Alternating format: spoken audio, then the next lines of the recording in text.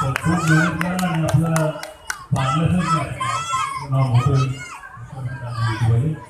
all the best all of you enjoy धमाल thank you sir दोन गोष्टी आवडल्या त्यांचा स्वभाव मानवतेपणा आणि दुसरी गोष्ट त्यांचं नाव त्यांचं नाव गणेश यादव माझं नाव गणेश गौरकर त्यामुळे ते खूप आवडलं मी आपुलकी मला वाटतं नाव घेतलं ना तुझं एक नंबर खरं बोललो ना